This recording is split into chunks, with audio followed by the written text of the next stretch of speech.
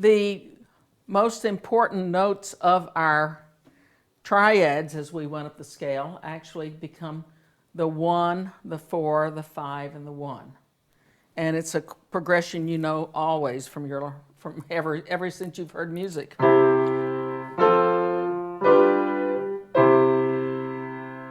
And just about every piece we know ends with either 5-1.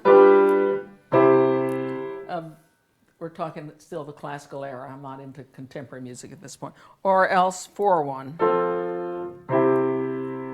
Or more, as I said before, 1-4-4.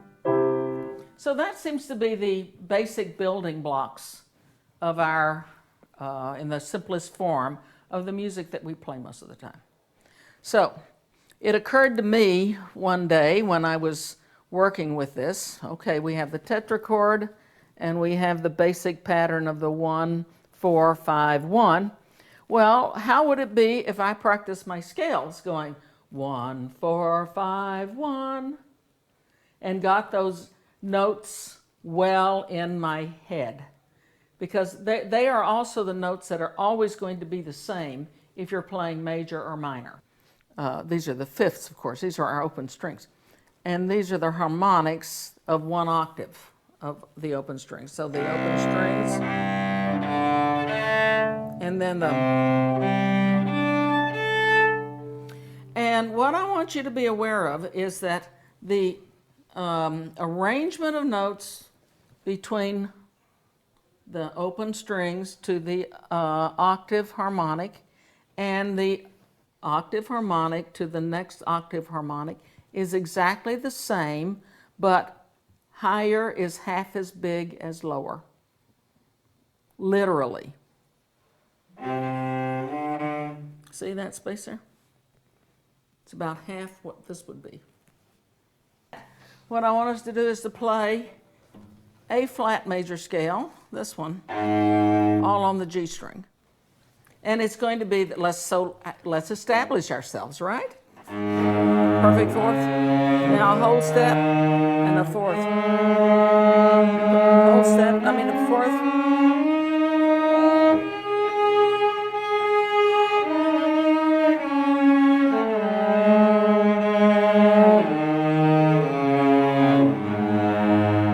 Now the scale.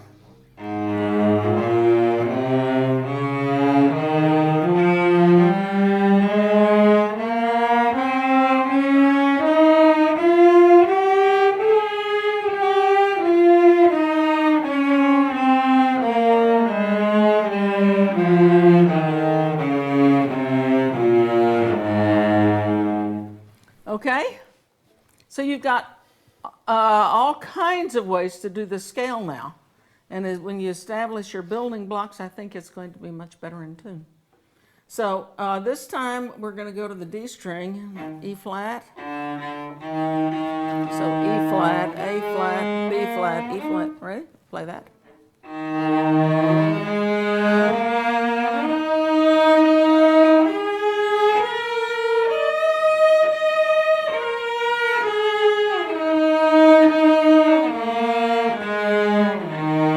This time a 1-finger scale, just the first finger, and come back.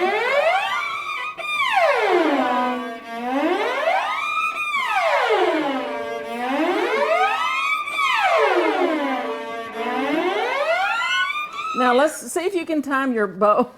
Well, we may as well have some fun. Now see if you can measure your bow so that we wind up about halfway when we get to the octave, you know, and so that we have the same rate of speed of moving the bow. Because look, that's about the same distance. Look at that. So let's move the bow in our hand at the same rate. Up and down. Ready? Go.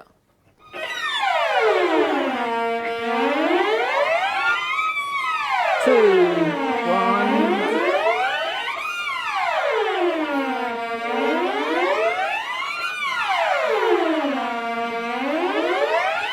All right, now C major. Now let's start at up bow so our hands go together. All right? We usually learn a different fingering for each scale that we play. But we can, with the exception of making a few open strings here and there, we can play every major scale this way. I'll start with our Re scale. So 1, open, hold step between 1 and 2 and 4, and shift. 1, a hold step again. And now shift. A half step goes between 1 and 2 and 4, and a half step goes between 1 and then 1, 3, 4.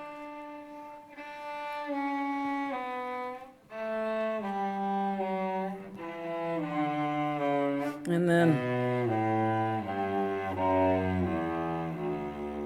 now of course we can play that one.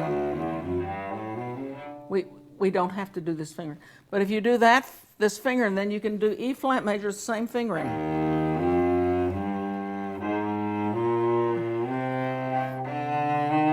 Close. 1, 3, 4.